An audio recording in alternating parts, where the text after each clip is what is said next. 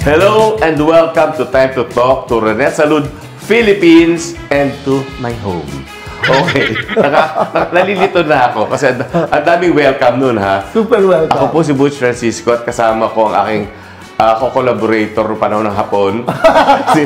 Siyempre, ang aking pinakamamahal, ang kanyang kagandahang si Mama Rene Salud. Oy, salamat. Alam mo, dito ko napagtanto at napag-alaman na ikaw pala ay talagang may dugong maharlika. Ha?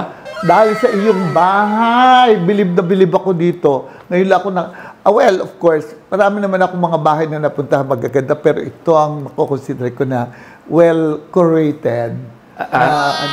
Meron ako pwede ipagtapat. Ano yan? Bahay to ng amo ko. Sana meron din ako ng amo na ganito, yung hindi nakatira dito ako lang. Samantalahin na natin. Halika na. Kanina, nang tumutok-tok ako, sure ka, bahay ito ni Boots? Parang hindi naman ganito kayaman si Boots. Bakit? Talaga ba? Salamat, ha. Hindi naman talaga. Nagsigurado ako muna. Tumatawag muna ako. Dito pa talaga ang bahay ni Boots Francisco? Ang alam ko doon Dukha? Hindi naman dukha. Ang alam ko, nasa telebisyon na nanlalait ng mga pelikula. Tapos, yun lang ang alam ko ngayon.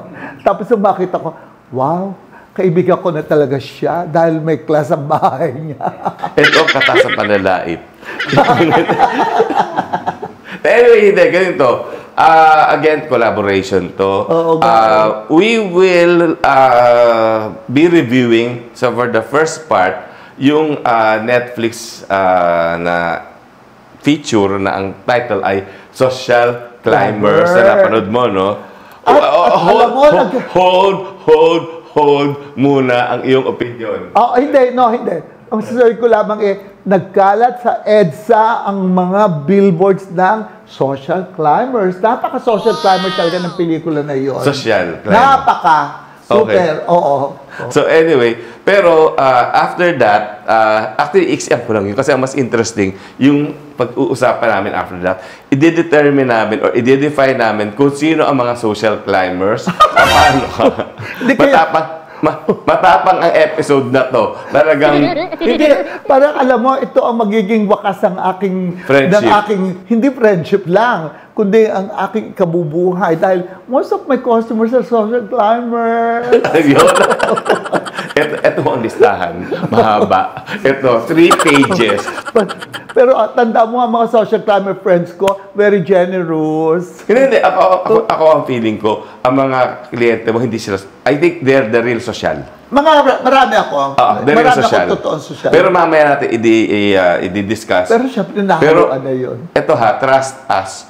Mawiwindang kayo sa sasabihin namin tungkol sa estado ng mga tao sa lipunan. Oo, kung paano sila gumalaw at paano sila magpanggap. At kayo mismo, sasabihin namin kung kayo ay social climber o hindi. Yes. At habang kami nag-uusap na ganyan, tingnan ninyo ang sarili ninyo. Kami ba ang pinapatungkulan nito o sino? Oo. Baka naman pagkatayan tayo. So, ito doon muna tayo sa review ng Social Climber. Nag-umpisa siya, number 1 sa Netflix, for siguro mga 9 days, more than a week. Well, usually naman kasi, ang pagbagong entry sa Netflix, nasa number 1. So, depende kung lalo pa kung maganda ang teaser. So, ngayon, isa pang dahilan kung bakit siguro kinagat itong Social Climber, yung title.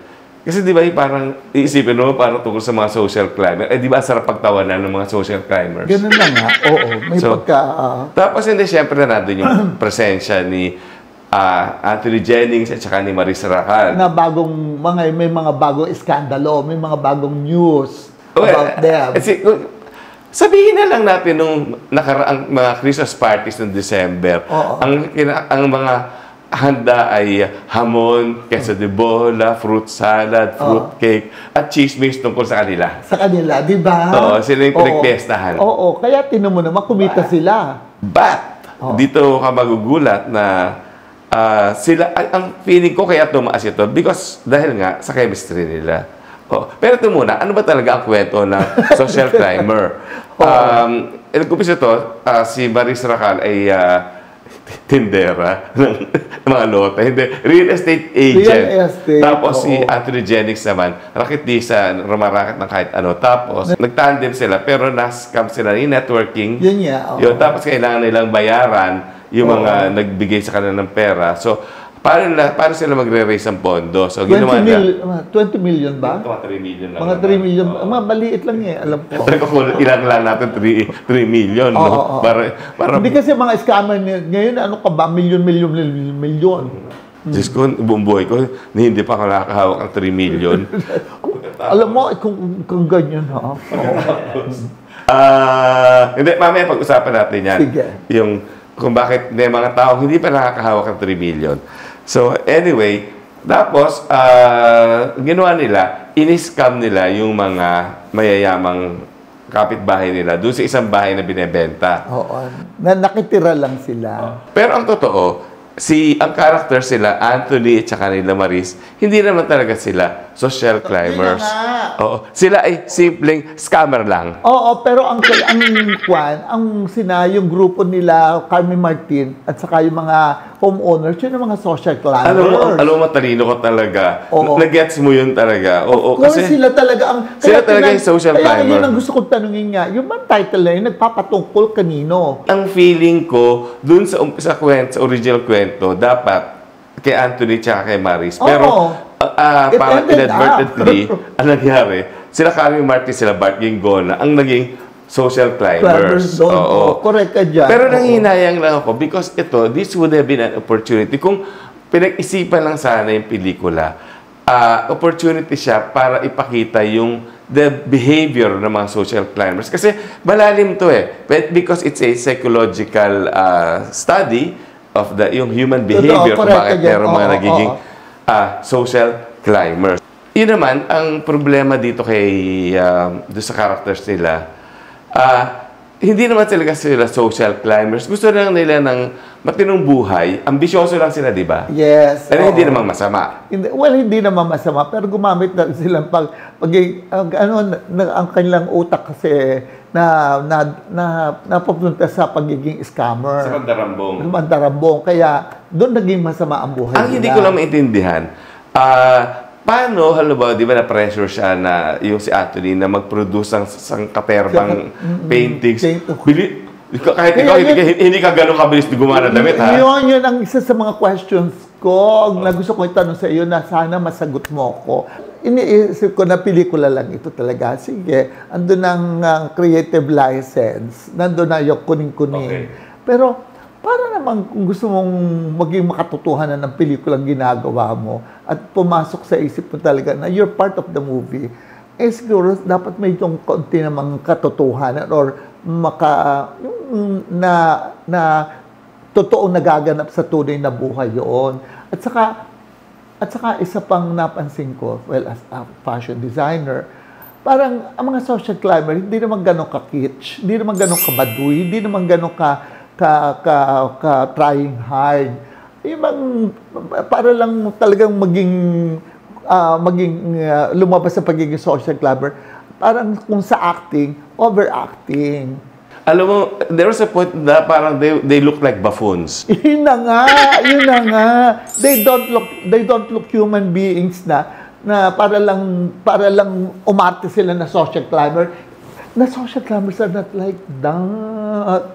Hindi nga. Kaya nga, so ito, I think we've spoken enough about the film. So in other words, nagandahan ka? Siyempre hindi. Well, naganda ako sa bahay. Naganda na ako kay Maris. Maganda naman talaga. Sexy ang mukha, no? Yeah. Ang sexy na mukha. Yung talagang tignan mo lang, di ba? Kaliit na babae, pero ang lakas na dating sa screen. Hindi, tsaka yung chemistry. Sa bagay, yung lalaki, parang nababataan naman ako para sa kanya. Pero although kung ikaw ay strong woman, tapos siya isang medyo submissive na boyfriend, okay, yun Di ba parang kahit role. naman sa kwento, binibit-bit lang Ganun yun. nga, yun talaga. Kaya bagay nga yung kanilang mga roles At saka napansin ko sa lalaki, maloloka ako, may bukol. Okay. So anyway. O sige, yun. At that concludes our review of Social Climber. Punta na tayo dun sa mas interesting part. Which is? Which is, i-determine natin kung sino-sino ang mga social climber at Diyos ko. kung kayo nga ay social climber. Diyos ko, parang dito ata nakataya ang aking negosyo. Hindi, ako nga sinasabi ko na sa'yo. Maraming tatamaan sa akin. Hindi ako sinasabi ko sa'yo.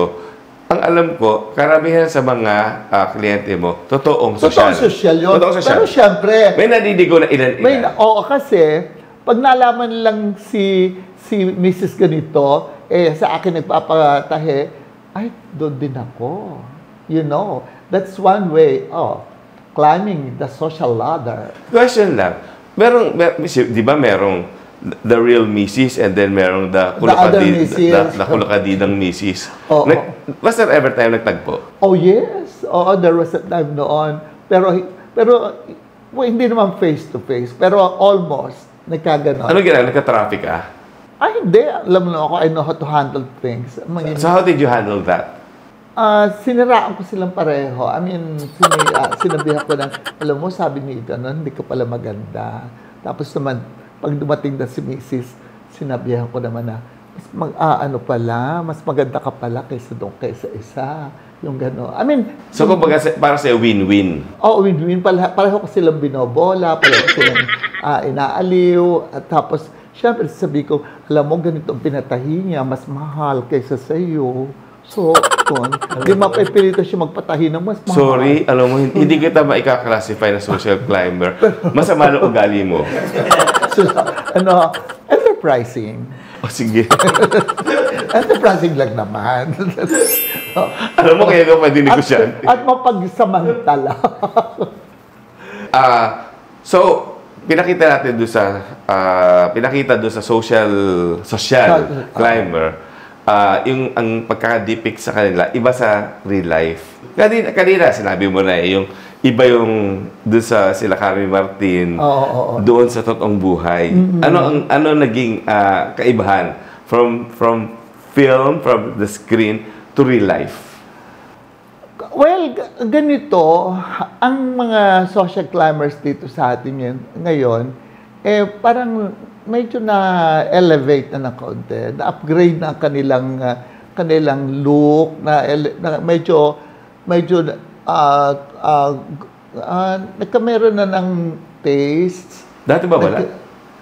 Kasi ganito yun, pagka ikaw social climber, ang gusto mo mangyari, lagi lahat ng pagkakataon, ikaw ipapansinin. And that's the best way na makilala ka ng sosyalan. So, paano ka ba sa pananamit? Paano ka ba mapapansin? Di syempre, magpakabongga ka. Pag sinabi mo bang bongga, ano ba yun? Kahit winter, naka-faux fur. Pero kami mga tunay na fur. Teka, okay. Di ba, late 70s, di ba? Ako, nandun ka na. From then, ano yung evolution ng social climber? Sa itsura, sige, doon muna sa itsura. Sa pananamit. Noong araw, ang mga social climbers, kung natatandaan ko, talagang mahilig sila sa flashy outfits, mga glitters, lots of raffles. Talagang... baka naman uso ng raffles yung parang... Well, depende sa pagkaka-execute mo ng damit na may raffles. Kasi may mga damit na may raffles, pero still, ang dating class, social. Tapos yung glitter, parang iba masyado nasosobrahan na. And then, kung bumili man sila ng alahas, hindi yung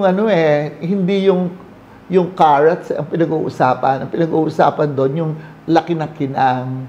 Kung talagang tunay na mayaman ka noon at berdaderong kayamanan, very conscious sila sa quality ng diamond, kahit ganyan lang kalaki.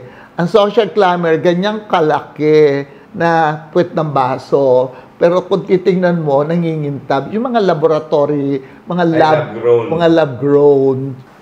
Sa lipunan, ang wealth, ang pera ay may layers. Oh, Kasi meron tinatawag na old money, which means yung mga ninuno ay dumating kasabay ng mga vapor ni Magellan. Tapos, yung iba naman, yung new money, novorish, na bagong pera. Ngayon, ang mga old money, dinidespise nila yung mga new money, di ba? Mababatingin. Yeah, that's true. Mababa ang tingin ng mga old money sa mga new money. Kasi nga, may yun naman mga old money din yan, may madamot din naman yung mga yan eh. Gusto nila... Saka madal sila papaubos na. Oo nga, saka may sour graping na din yung iba dyan eh. Kasi nga... Mas marami ng pera yung new money. Kasi yung mga old money, lalo sa amin sa probinsya, syempre mga landed, maraming pera, hindi nagsumikap. Hindi tulad ng mga mahihirap na galing sa bukid na nagsumikap hanggang sa yumaman sila. So itong mga old rich na ito na naiwanan ng economically ng mga galing na medyo mahirap. So sila ngayon na umangat. So ngayon, iba ang tingin nila itong new money sa old money. Parang gano'n na nga. Naging gano'n na ngayon. Nagbaliktad na. Okay. Old money, tapos iba ang tingin nila sa new money na... Kasi kadalasan, yung new money, mas marami pang pera dun sa old money. Yes. Okay, pero ang tandaan natin, kahit new money ka ngayon, bumila ka ng ilang henerasyon, old money ka na rin. Siyempre. Gano'n, kasi mawawala na yung old money eh. So, sila na ngayon papalitan. Okay, halimbawa, yung mga C, yung tutuusin, new money yan. New money yan. Pero ngayon, sila nang magiging old money. Bakit na sila? Akyat na eh. Wala na eh. Sino ba? Pero ang Ayala... Mga Ayala nandiyan pa rin. Hindi, pero sila talaga old money. Kasi alam mo mga Kastila, aminin mo yan. Alam mo, ito muna, gusto ko lang sabihin sa kanila na dito sa mundo ito, kanya-kanya lang tayo ng gusto. Kung gusto mo magpaka-social climber, basta don't harm me, okay, go. Don't harm anybody. Go. Don't step on others' toes para lang maging social ka. Go. Tuloy-tuloy mo yan. Maganda yan. Meron akong may blessing na ako sa kanila. Because they are my friends. You know? And you're proud of that? Well, alam mo naman ako, for practical reason, I have to be very proud of them. Okay. Ang napansin ko, na-compare ko kasi ito alam mo yung may pera na social climber. Kasi, alam mo, it doesn't mean na ikaw ay social climber, wala kang pera, ha? Maraming social climber dyan na maraming pera. Whether kung saan man nanggaling nyo, kahit na sabihin mong na sa mga pang-scam, basta pera din pera pa rin niya yun. Smuggler, or drug dealer, or wedding lord, or whatever, pero pera niya yon. So, but still, ang kanyang classification kasi, hindi siya, doesn't belong talaga dun sa mga, kasi, yun alam mo naman ng society natin dito, may pagka-snap din naman na kapag alam mo na ang family niya hindi nanggaling doon sa mga old family names at pero marami kang pera, ang tingin sa iyo doon mababa. Pero ikaw magpupumilit ka rin na maabot mo kung saan sila nakaro. Kumbaga, ang social climber, gusto nila, belong sila doon sa upper class ng society. Ganon yun. Ang unang-una talaga, itong mga social climbers na ito, makikita mo, compare doon sa tunay na social, alam mo, mas less branded ang mga suot ng mga social na social at yung mga tunay na, yung mga social climber, lahat-lahat kompleto. Sumisigaw na logo. Head to foot talaga sila.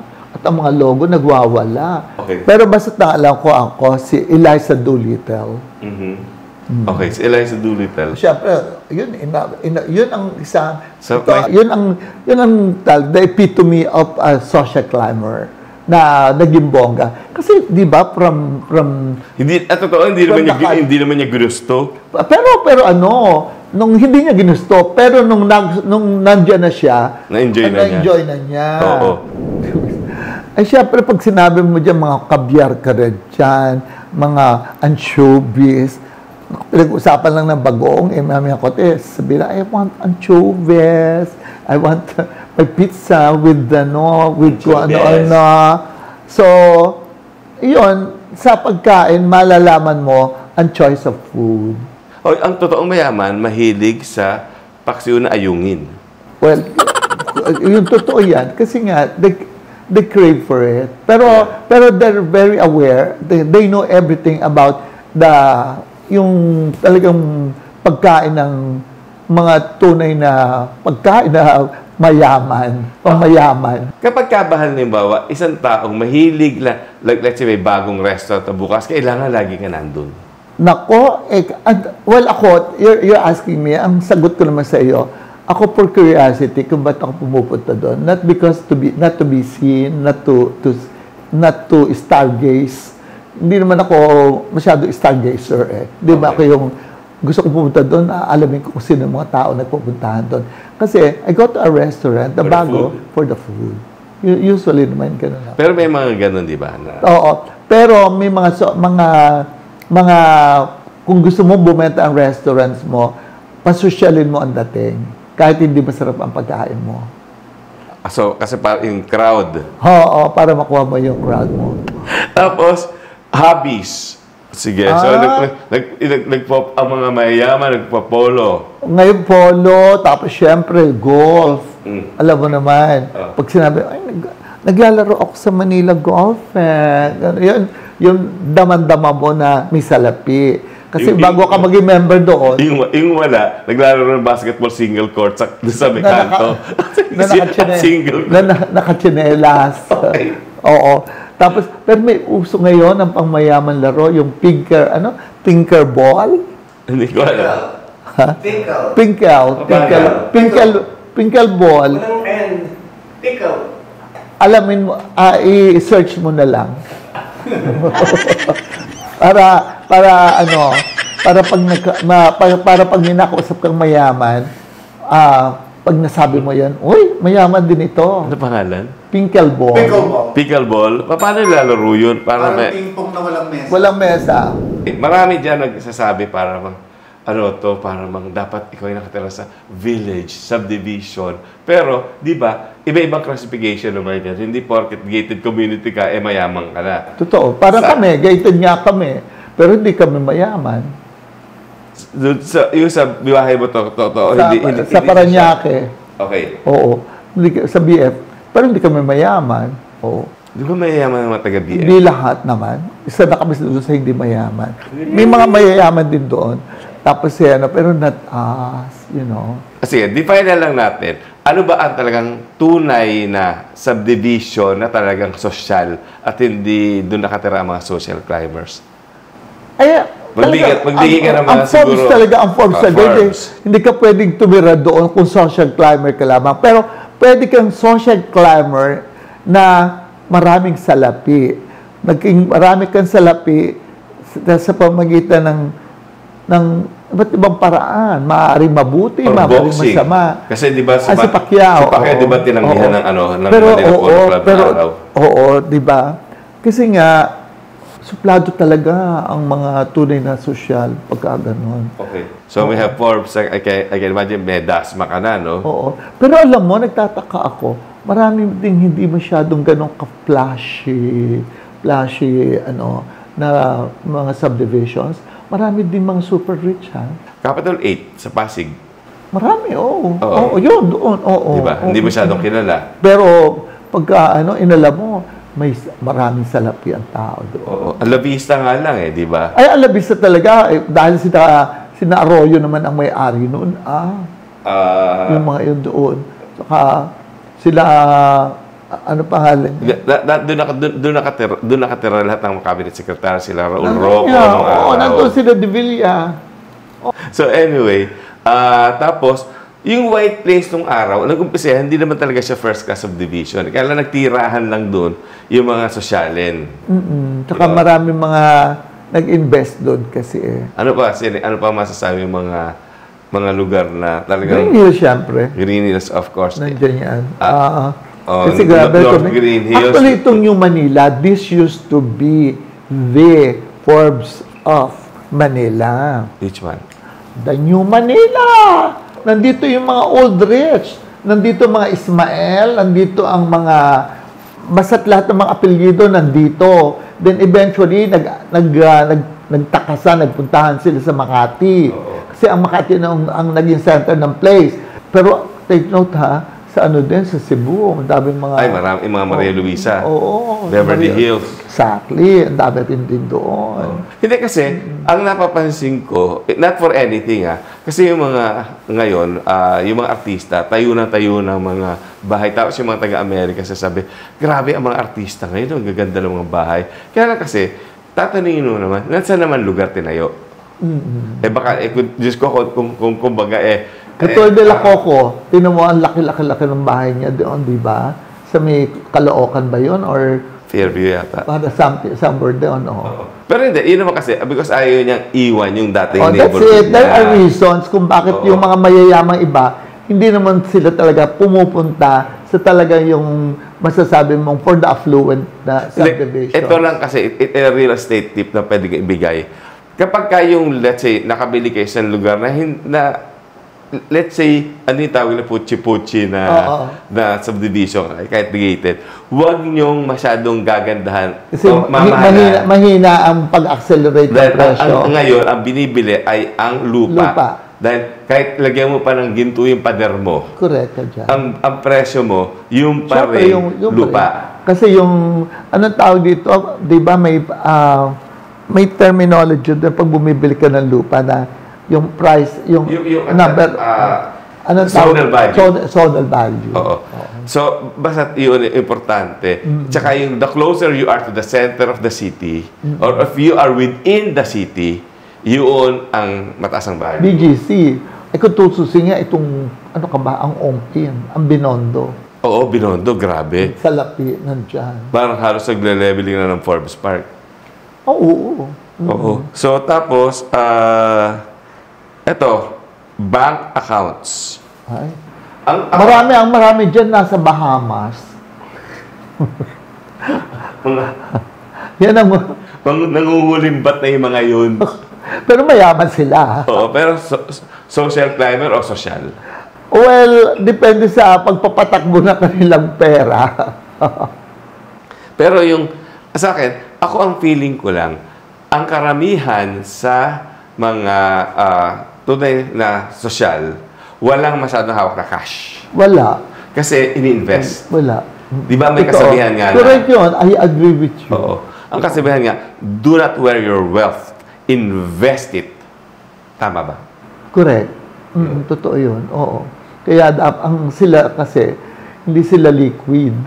Pero pag kinalkal mo ang kanilang kabuhayan. At saka ito pa, bago ko makalimutan, agree ka ba na the more, lahat ang mas mahilig mag-post ng kung ano-ano, lahat ng buhay na sa social media, social climber? Siyempre. Kasi kailangan mo ipaalam. Paalam na you belong. Kilala mo sila. I hang around with them. Yung mga name dropper. Maraming ganon. Diba? Ako, maraming bading na ganyan. Maraming,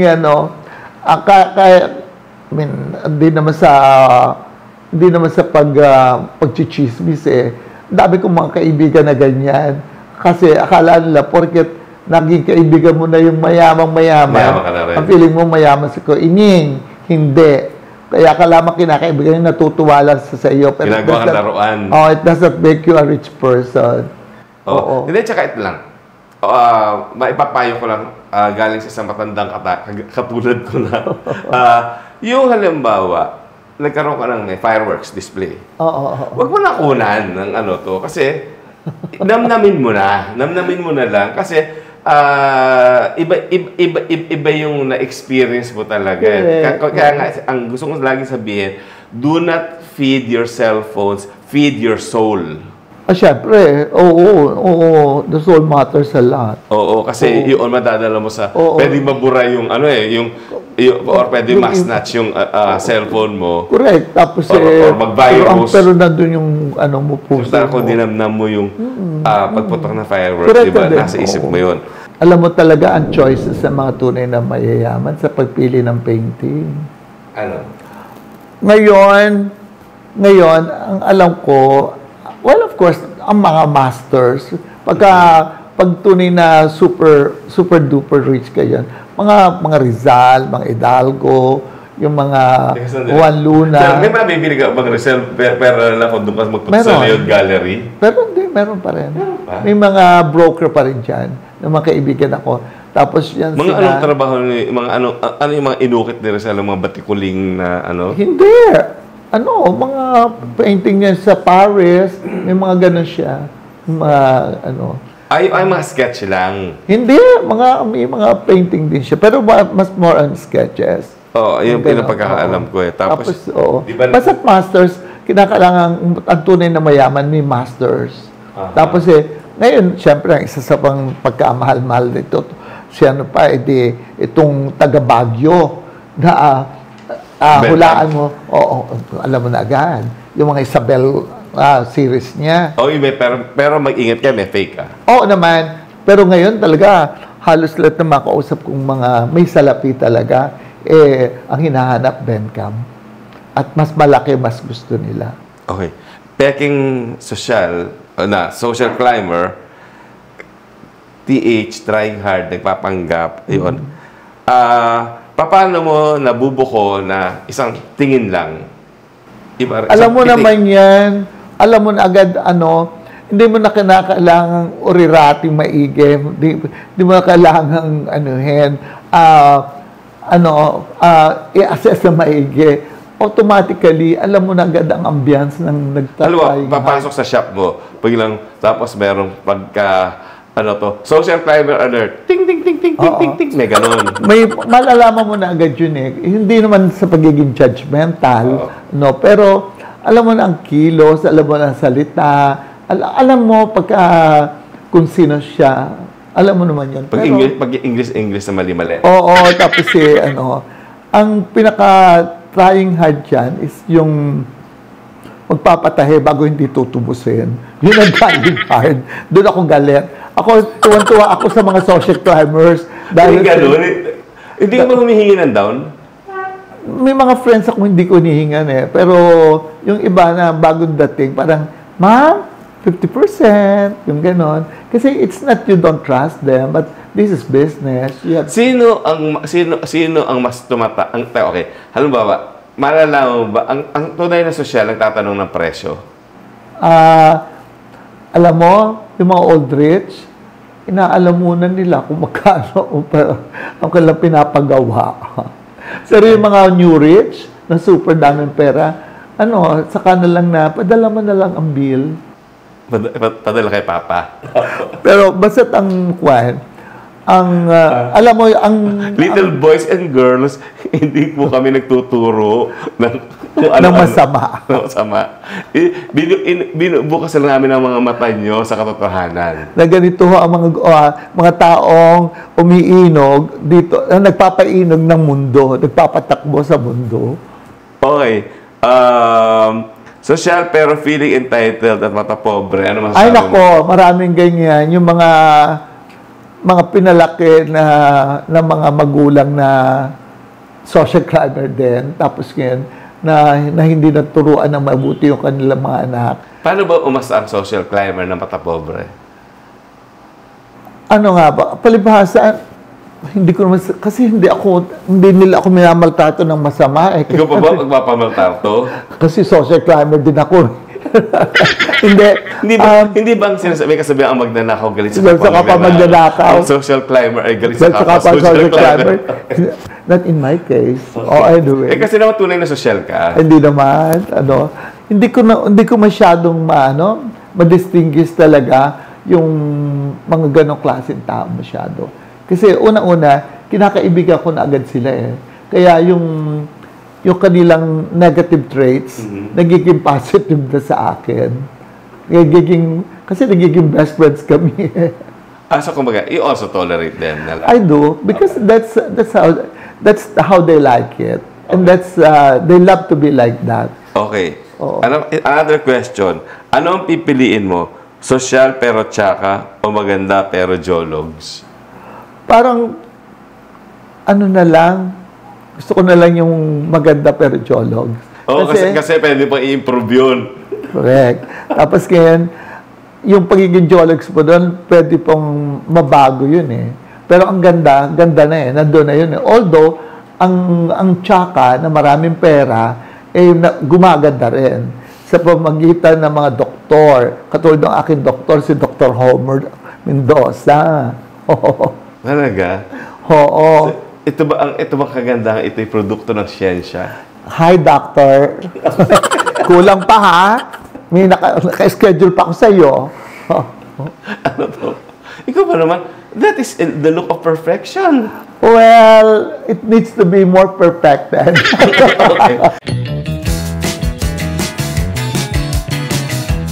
And we have come to the point na kailangan natin kalkalin ang mahiwagang baul.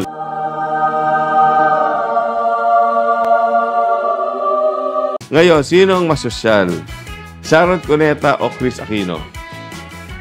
So, okay. Next, sino ang masosyal? Corina Sanchez o Loren Legarda? Si Corina kasi, lalo pa ngayon. Oh. Sino ang masosyal? Imelda Marcos o si Cory Aquino? Oh my God. Siyempre si Imelda. But I'll still go for Cory Aquino.